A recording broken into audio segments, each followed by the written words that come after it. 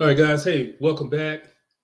Got my phone ringing off the hook, getting all kind of text messages, talking about Donald Trump just had an assassination attempt on his life. So I had to break open his chart to see what the hell going on. Okay, so today we're going to be looking at his chart.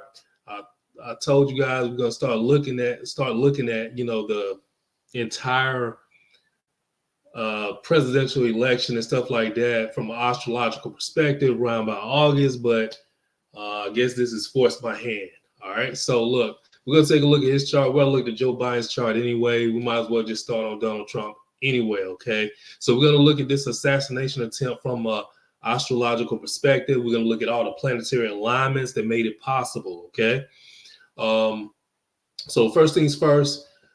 He was born June 14th, 1946 at 10:45 a.m. Eastern Daylight Time in New York.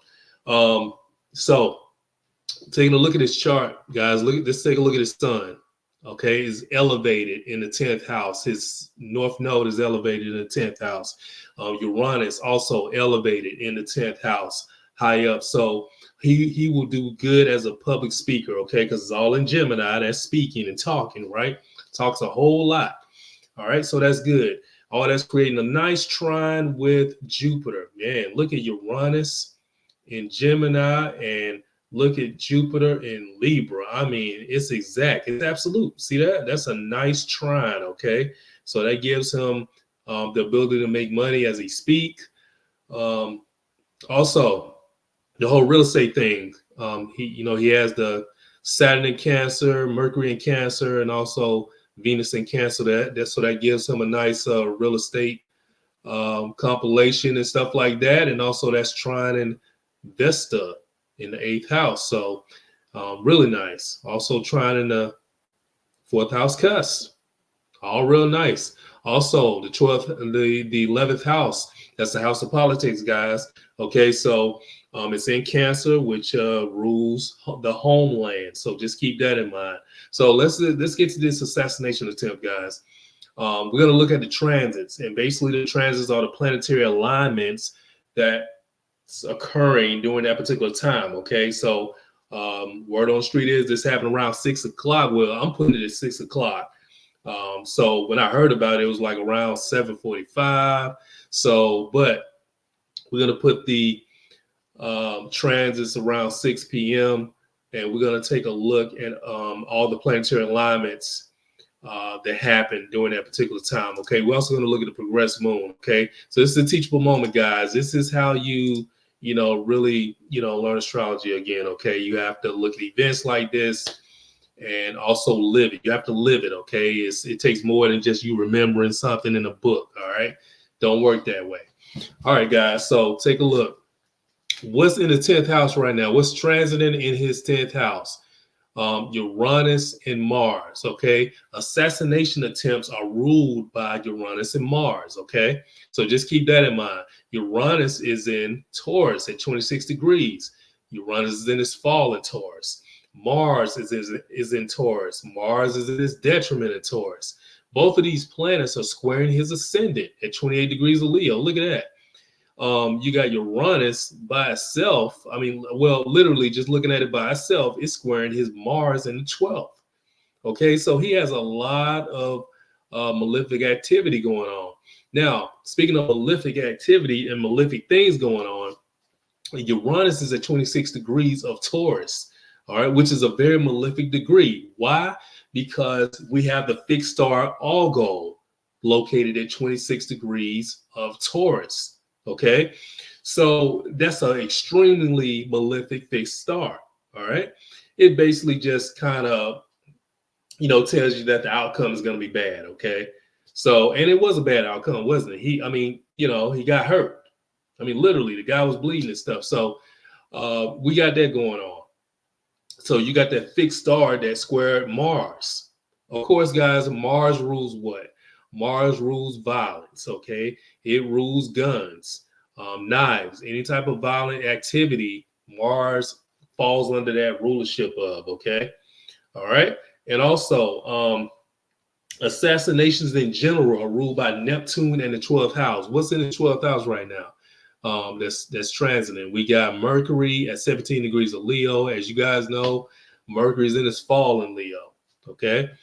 We got Vesta. It's transiting in its 12th house at 10 degrees of Leo, making a nice conjunction to what? Pluto.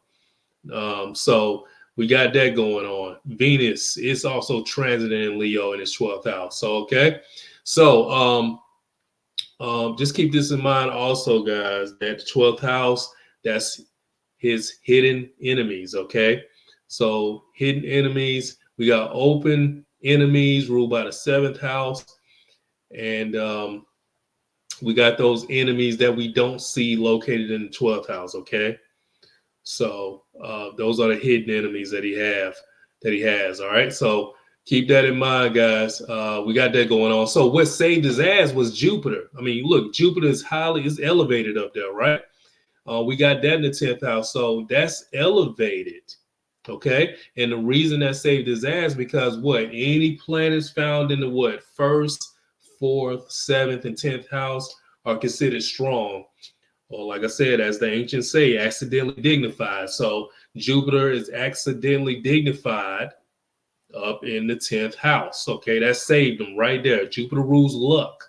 Okay, so also, you know, with 26 degrees of Taurus, with Uranus being there, and you got Mars being there, that's squaring his ascendant, and also it's squaring his part of fortune in the 6th house. Okay, of course, that's exact.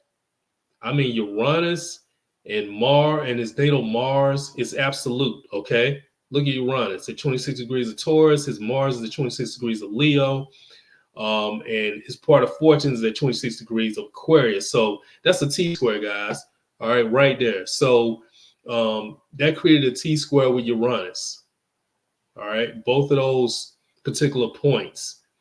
All right, so keep that in mind. Also, 26 degrees of Taurus and 25 degrees of Taurus, they are in a Saturn decadent. Okay, so for those of you who kind of advanced, you guys know what decadence and dwarves are. You know, it's a zodiac inside of a zodiac. Okay, that is a Saturn decadent. Okay, where is his Saturn? His basically his Saturn. I'm sitting here putting up that square with of course with Pluto right there, but where his Saturn is in his natal Saturn is in the 11th house, right, guys? I mean, take a look at that. So and of course the 11th house is the house of politics, so we all know that. All right, it's a damn touch screen. I can't believe this. So so we got that going on, guys. So also it's assassins are ruled by Pluto. So the assassin is ruled by Pluto. Okay, so keep that in mind, guys. So if you keep looking at these planets because different things fall under the rulership of different planets and alignments and also degrees. So this is just crazy what's going on. Let's look at his progressed moon and see where it's at. All right, his progressed moon. His progressed moon is located in the 3rd house. Okay, it's in Scorpio. All right, so the moon in Scorpio. All right, the moon is in its fall in Scorpio, guys. It's very vindictive in Scorpio. So we got somebody that's probably made an attempt on his life that was very vindictive. Okay. Also, this is making a 130-degree aspect to his sun, a sextile quadrate. Okay, that's an action-oriented square. All right. So, however, this is what's going on in this chart, guys. All right. It's just a lot of craziness going on right now. So, and I told you guys, the closer we get to that solar eclipse in October, I mean, it's things are gonna start getting weird. Okay. So, but I mean, guys, this is just crazy to see this planetary alignment right here with Uranus and Mars. And anytime you see a planetary alignment between Uranus, Mars, and Pluto, if they're squaring each other or in opposition of each other, it's going to be some type of unrest or some type of violence going on, especially when Mars is involved. This time, of course, you got violence going on with him. okay, because it's playing out within this chart like that. Okay, guys. So just a quick video on how this whole entire assassination attempt occurred from an astrological aspect. I wanted you guys to kind of take a look at the planetary alignments that was going on in this chart, guys. So we got a lot of stuff, other stuff going on with the relationships, but God, I had to get this, guys. I mean, this is very important. This is gonna push this election over the edge. All right. So I will get back with you guys on the next one. So peace.